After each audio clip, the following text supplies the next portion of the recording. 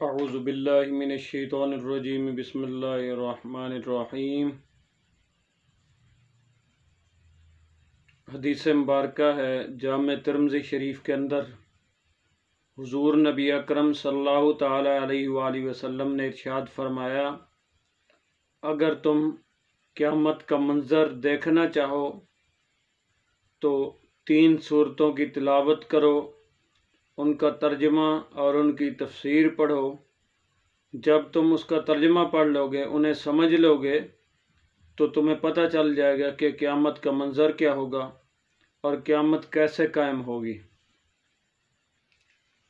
وہ 3 صورتیں یہ ہیں: سورۃ التکویر، اذا الشمس کورت واذا النجوم انکدرت، اور اسی طرح سورۃ الانفطار، اذا السماء انفطرت، اور اسی طرح سورۃ الانشقاق، اذا السماء انشقت۔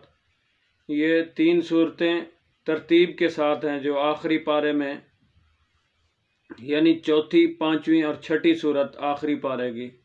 تو فرمایا جب تم اس کا ترجمہ اور اس کی تفسیر اس کو پڑھو گے، سمجھو گے، تو ان کے اندر قیامت کیسے قائم ہوگی، اس وقت کیا مناظر ہوں گے، اس سارے منظر کو اس کے اندر بیان کر دیا گیا ہے۔ سورۃ التکویر کے اندر ہے اذا الشمس کورت، فرمایا جب سورج کی روشنی دھوپ کو لپیٹ دیا جائے گا۔ اب دیکھیں جس طرح بلب کی روشنی ہوتی ہے، لائٹ چلی جائے یا روشنی بند ہو جائے، صرف بلب نظر آئے، تو اسی طرح فرمایا سورج تو ہوگا لیکن اس کی دھوپ جو ہے، اس کی روشنی جو ہے وہ لپیٹ دی جائے گی۔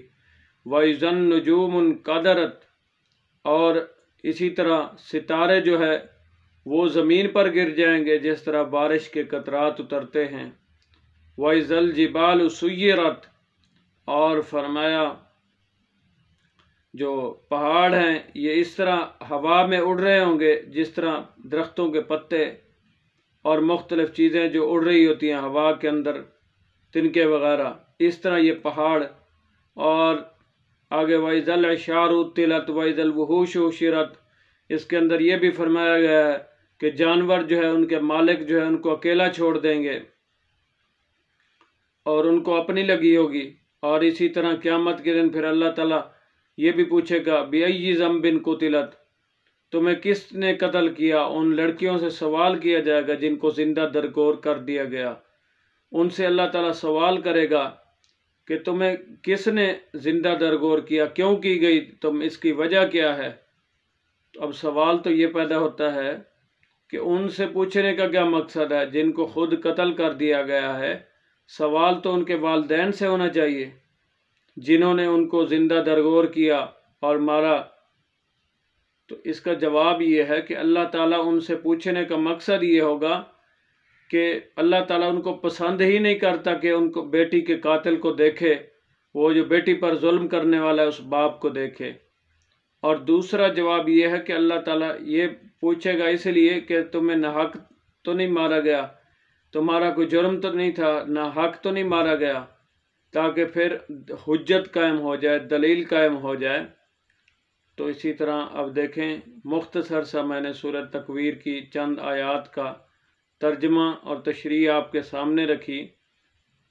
تو فرمایا اگر قیامت کا منظر دیکھنا چاہتے ہو سورۃ تکویر پڑھو، سورہ انفطار پڑھو، سورہ انشقاق پڑھو۔ اور علامہ اقبال رحمۃ اللہ علیہ نے بھی اسی کے مطابق ارشاد فرمایا اپنے شعر کے اندر، اور یہ شعر جو ہے ایمان کو تازہ کرنے والا ہے۔ فرماتے ہیں حقیقت خرافات میں کھو گئی، حقیقت خرافات میں کھو گئی، اور امت جو ہے یہ رسم و رواج میں کھو گئی۔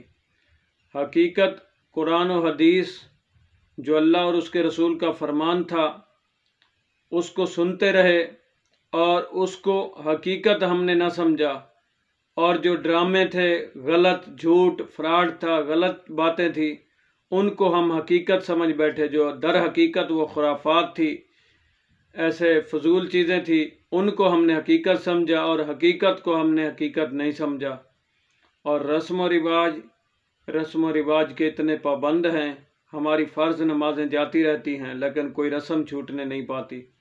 اب دیکھیں شادی کا موقع ہوتا ہے، ڈھول بجتے ہیں، اور اسی طرح کنجریوں کا ڈانس ہوتا ہے، اور اسی طریقے سے بچیوں کا ننگے سر وہاں پر عورتوں کا ننگے سر پھرنا، اور اسی طرح مخلوط اجتماعات اور وہاں پر نوجوانوں کا ویڈیو بنانا، فوٹو بنانا، اور کس طرح کے اللہ اور اس کے رسول کو ناراض کرنے والا اور غلط کام اور رسم و رواج، اور پھر اس کے اندر گانا ہو گیا، اور پھر چھری کا اٹھانا ہو گیا، اور جتنے بھی یہ مہندی کی رسم ہو گئی، جتنی بھی چیزیں ہیں یہ خالصتاً ہندوؤں والی رسمیں ہیں، ان کا اسلام کے ساتھ دور دور کا کوئی تعلق نہیں ہے۔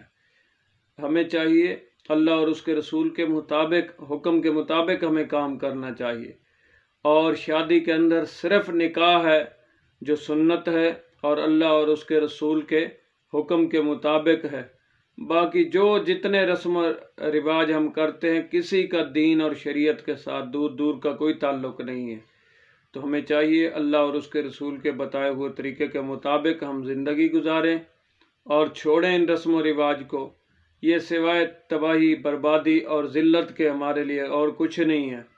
ہمارا سکون، ہمارے سارے فائدے، ساری کامیابیاں، ساری عزتیں حضور علیہ الصلوۃ والسلام کے دین کے ساتھ ہیں اور ان پر چلنے کے ساتھ ہیں۔ ہماری ساری آسانیاں دین پر چلنے کے ساتھ ہیں۔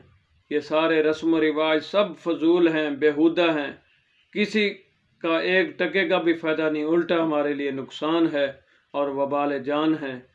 تو اللہ تعالیٰ سے دعا ہے کہ اللہ رب العزت ہمیں رسم و رواج کو چھوڑ کر شریعت کی پابندی کرنے کی توفیق عطا فرمائے۔ آمین بجاہ نبی الامین وصلی اللہ تعالی علی حبیبہ محمد وآلہ وصحبہ اجمعین۔ آخر میں گزارش ہے، ہمارا یوٹیوب چینل دین اسلام آفیشل مفتی امیر احمد نقشبندی، اس چینل کو سبسکرائب بھی کریں اور گھنٹی کے نشان پر کلک بھی کریں تاکہ ہماری مزید ویڈیوز آپ کے پاس بر وقت پہنچ سکیں، اور استاد صاحب کے بیانات ان کو خود بھی سنیں، دوستوں تک بھی پہنچائیں تاکہ ہمارے عقیدے کی بھی اصلاح ہو، ہمارے عمل کی بھی اصلاح ہو اور ہماری اخلاقیات کی بھی اصلاح ہو۔ آمین بجاہ نبی الامین وصلی اللہ تعالی علی حبیبہ